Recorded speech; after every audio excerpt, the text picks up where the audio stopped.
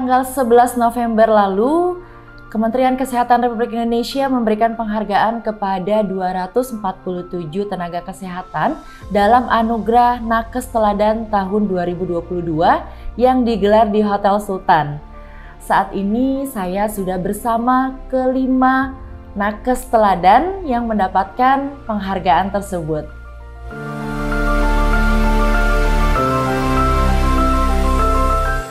Tanggal 11 November kemarin, Kementerian Kesehatan Republik Indonesia memberikan penghargaan kepada 247 tenaga kesehatan dalam Anugerah Nakes tahun 2022 yang digelar di Hotel Sultan. Dari kelima kategori tersebut, boleh sedikit diceritakan, Dok, prosesnya itu seperti apa? Kegiatan pemilihan nakes teladan tingkat nasional ini adalah merupakan satu rangkaian kegiatan dalam rangka Hari Kesehatan Nasional. Tahun ini adalah merupakan tahun yang ke-58, peringatan HKN yang ke-58. Jadi proses pemilihan dari sejak dari awal sampai kami diundang ke Hotel Sultan, pada saat itu dikumpulkan dari seluruh Indonesia. Pertama adalah kami diusulkan oleh dari pihak Rumah Sakit RSAB Harapan Kita. Dalam hal ini ada 13 tenaga kesehatan yang mewakili.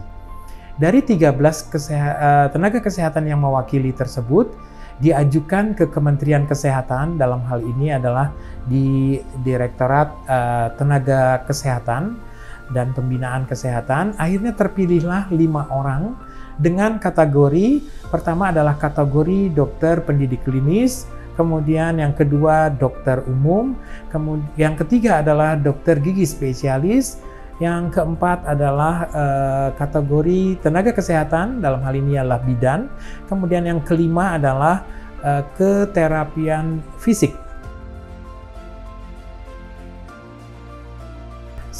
Kategori yang saya mewakili kategori dokter gigi spesialis Rumah Sakit Vertikal milik Kementerian Kesehatan.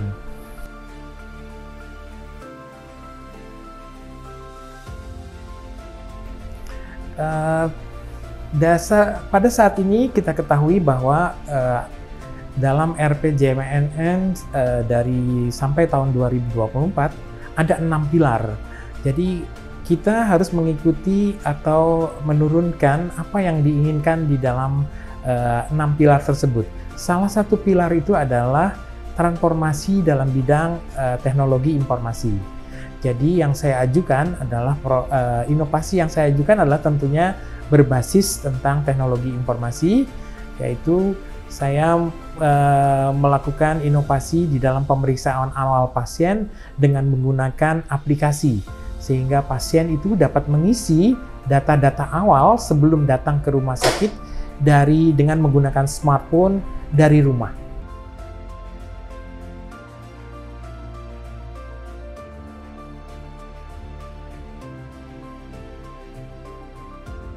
Dengan adanya aplikasi pemeriksaan awal pasien dengan menggunakan smartphone atau dengan teknologi informasi ini, diharapkan mengurangi waktu tunggu pasien ke rumah sakit. Kemudian yang kedua lagi, kita dapat mendapatkan data-data atau dokumentasi data dengan mudah, dan juga ke depan apabila ada sejawat yang ingin melakukan penelitian dalam bidang kelainan bawaan, kita mempunyai dokumentasi yang cukup cepat untuk diambil. Jadi yang saya harapkan bahwa aplikasi ini nanti dapat diterapkan khususnya di Rumah Sakit RSAB Harapan kita dapat mengurangi waktu tunggu, kemudian kita juga dapat mempunyai kualitas data yang cukup baik.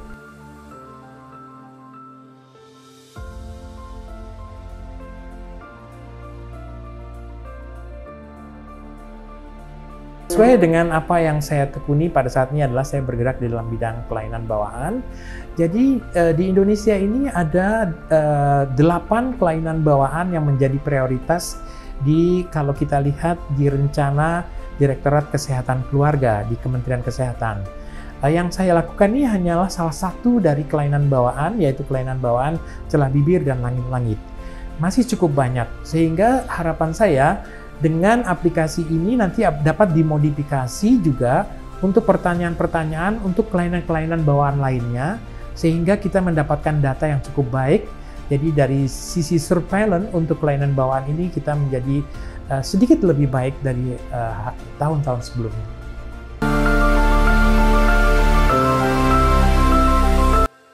Nah, saat ini saya sudah bersama Dr. Eva Fahmia. Beliau adalah dokter umum di RSAB Harapan Kita yang juga mendapatkan penghargaan sebagai Nakes Teladan tahun 2022. Boleh tolong dijelaskan, Dok, apa sih inovasi yang dilakukan sehingga dokter bisa mendapatkan penghargaan tersebut? Ya, terima kasih. Jadi dasar inovasi ini adalah saya tuh lama bertugas di IGD. Banyak sekali pasien-pasien rujukan dari Jakarta sendiri, Jabotabek, atau dari luar daerah yang datang langsung atau melalui telepon atau diantar sama ambulan tapi tanpa konfirmasi. Sebenarnya Kemenkes sendiri sudah mempunyai suatu aplikasi yang sudah sangat baik, yaitu Sisrute, Sistem Informasi Rujukan Terintegrasi. Semua sudah masuk ke sana, hanya sayang saja aplikasi ini tidak dimanfaatkan oleh pelayanan di seluruh Indonesia. Nah, data-data yang masuk pasien yang langsung datang atau melalui telepon atau diantar ambulan tanpa konfirmasi atau ada beberapa yang melalui aplikasi Sisrute biasanya dicatat di buku manual. Jadi kalau seandainya akhir bulan saya tanya berapa sih rujukan melalui Sisrute atau melalui datang langsung tanpa konfirmasi atau rumah sakit mana nih yang nakal, yang pasiennya disuruh datang padahal pasiennya udah gawat darurat, udah jelek banget gitu. Nah, itu tidak ada. Nah, saya membuat suatu catatan secara elektronik ya. Jadi langsung bisa terdata. Pasien-pasien yang datang rujukan melalui Sisrute itu memang aplikasinya sebenarnya sih mudah, hanya beberapa unit pelayanan tidak mau manfaatan itu. Mereka bilang susah, rumit, uploadnya juga susah. Nah, kadang-kadang kita mengakalinya bahwa ya udah rumah sakit melalui Sisrute, nanti tektokannya melalui WhatsApp RSAB. Setelah itu pasiennya oke, bisa dikirim masuk lagi ke aplikasi Sisrute. Nah, data-data itu yang masuk ke Google Spreadsheet yang bisa diketahui oleh seluruh pelayanan baik RSAB sendiri atau minta data dari luar. Berapa sih rumah sakit yang nakal yang mengirim tanpa konfirmasi? Itu bisa diketahui. Nah, mungkin laporan ini bisa jadi bahan Kemenkes untuk menertibkan ke depan rumah sakit yang nakal yang mengirim tanpa Sisrute.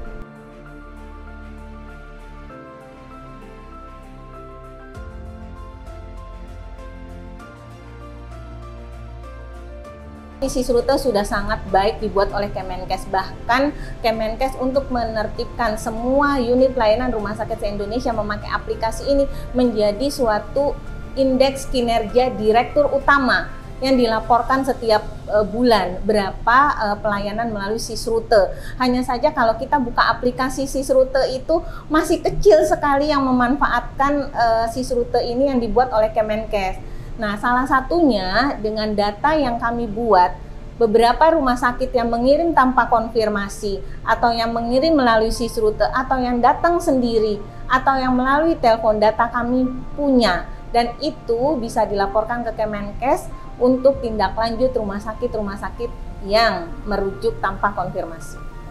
Apa harapan dokter terhadap pelayanan kesehatan di Indonesia, khususnya di RSAB Harapan Kita?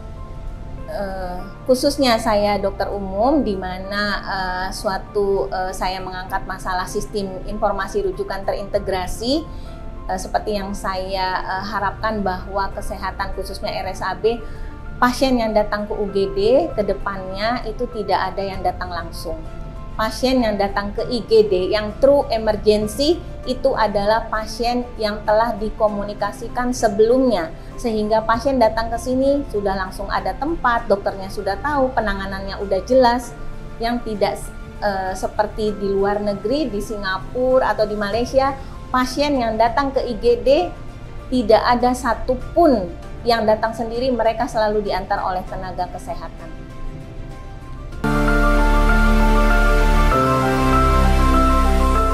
Sekarang ini ada Ibu Rusdia, beliau adalah seorang terapis di RSAB Harapan Kita yang mendapatkan penghargaan sebagai Nakes Teladan tahun 2022.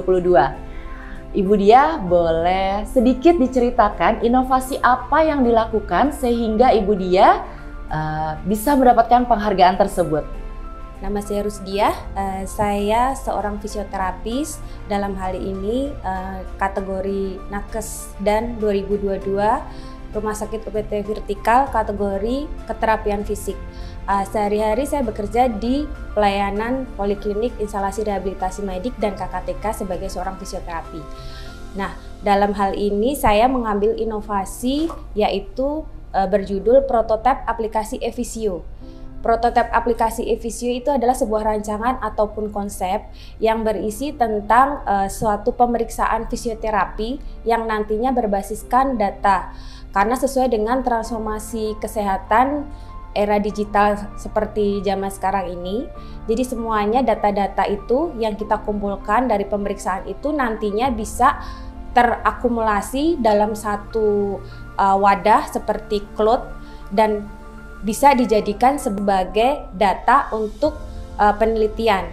Karena Rumah Sakit Anak dan Bunda Harapan Kita ini selain sebagai rumah sakit rujukan juga sebagai rumah sakit pusat pendidikan dan penelitian. Nah, data-data yang terkumpul dalam aplikasi itu nantinya bisa dipilah-pilah antara sesuai dengan jenis diagnosis dari pasien. Jadi misalnya si pasien, anak dengan diagnosa Down syndrome, dengan diagnosa cerebral palsy, atau diagnosa dengan mikrosepal atau global delay development, nantinya itu bisa dipilah-pilah dan bisa dijadikan bahan sebagai sumber penelitian.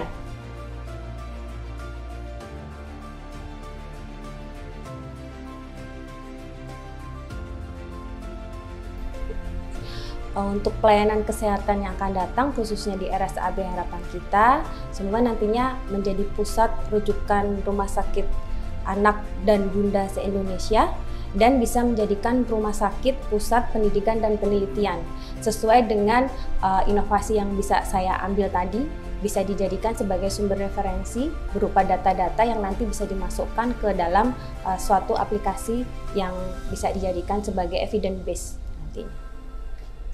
Lalu Ibu Dia, apa harapan Ibu Dia terhadap pelayanan kesehatan di Indonesia, khususnya di RSAB Harapan Kita terkait inovasi yang Ibu Dia lakukan tadi? Baik, harapan saya khususnya di RSAB Harapan Kita dan Poliklinik Rehabilitasi Medik dan KKTK, nantinya data-data lewat sistem aplikasi yang saya buat bisa dijadikan sebagai sumber pengelolaan data secara umum. Jadi nantinya data-data itu bisa dikelola dan bisa dijadikan sebagai sumber data untuk penelitian di masa yang akan datang.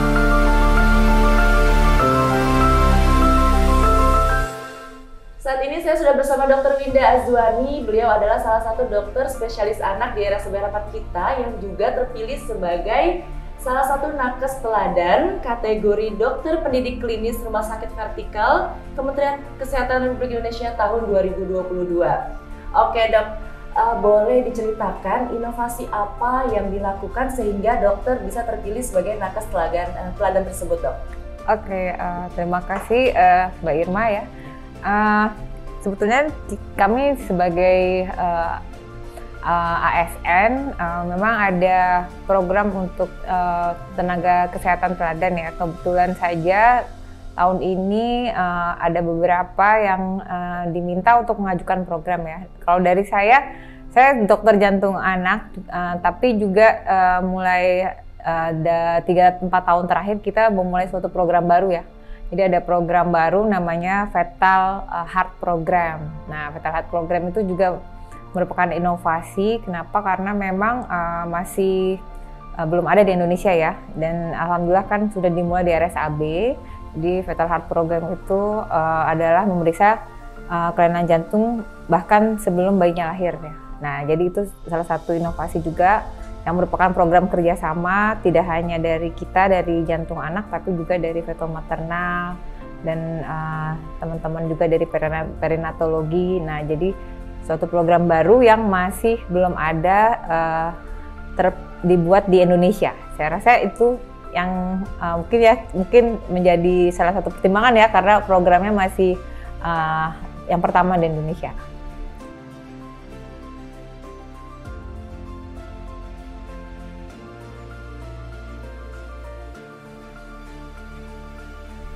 Ya, memang untuk ini kan satu langkah awal saja ya. Jadi memang layanan kesehatan yang diharapkan itu selanjutnya adalah kita mampu meningkatkan deteksi dini dari kelainan jantung bawaan.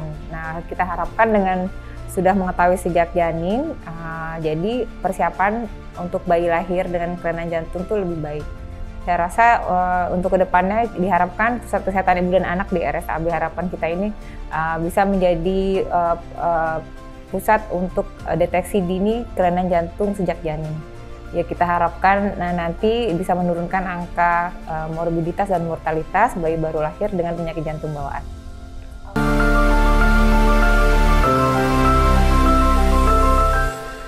Sekarang ada Ibu Dia Yuliani, beliau adalah seorang bidan di RSUD Harapan Kita yang juga mendapatkan penghargaan sebagai Nakes Teladan tahun 2022. Ibu Dia, boleh sedikit diceritakan inovasi apa yang dilakukan sehingga Ibu Dia bisa mendapatkan penghargaan tersebut? Nah, baiklah, inovasi yang saya lakukan tidak jauh dari salah satu peran saya untuk memberikan edukasi kepada pasien. Karena RSAB adalah sebagai pusat rujukan nasional untuk kesehatan ibu dan anak, dan juga sesuai dengan fokus pemerintah saat ini adalah untuk mencegah daripada untuk mengobati. Jadi fokus saya adalah memberikan edukasi kepada pasien, terutama pasien-pasien ibu hamil. Kami pusat rujukan sehingga pasien kami banyak yang ibu hamil dengan penyakit penyerta, dengan pemberat, dengan kasus-kasus patologi, sehingga fokus saya adalah untuk memberikan edukasi, penguatan edukasi terhadap ibu hamil tersebut agar pasien kami mengerti, lebih paham tentang kondisi diri dan kesehatannya. Diharapkan kalau pasien sudah paham, sudah mengerti tentang resikonya, tentang apa yang akan dihadapi ke depan, begitu terjadi ada tanda atau bahaya kehamilan, pasien akan lebih paham, akan lebih mengerti. Kemudian saya memilih untuk edukasi berupa video dengan mempertimbangkan adalah literasi membaca Indonesia yang termasuk nomor 2 paling rendah di dunia gitu. Jadi dengan video saya berharap baik pasien maupun suaminya atau pendamping ikut melihat video tersebut, jadi paham tentang edukasi yang telah kami berikan. Pasien kami pun kadangkala tidak didampingi oleh pendamping atau siapapun, jadi pasien hanya sendiri. Diharapkan dengan video tersebut melalui QR code video, begitu pasien melakukan scan, video tersebut langsung terdownload secara otomatis di HP secara offline, jadi di rumah pasien dan suami atau keluarga bisa melihat. Saya harap dengan cara seperti itu, pasien maupun keluarga dapat teredukasi dengan baik, mewakili kami yang dari rumah sakit. Seperti itu kemarin. Lalu apa harapan Ibu Dia terhadap pelayanan kesehatan di Indonesia, khususnya di RSUD Harapan Kita? Harapan kami ke depan adalah inovasi kami dapat dijalankan dengan baik, dapat bermanfaat untuk masyarakat, untuk pasien-pasien kami. Juga saya sebagai bidan berharap inovasi kecil yang kami lakukan ini dapat menurunkan angka kematian ibu dan bayi.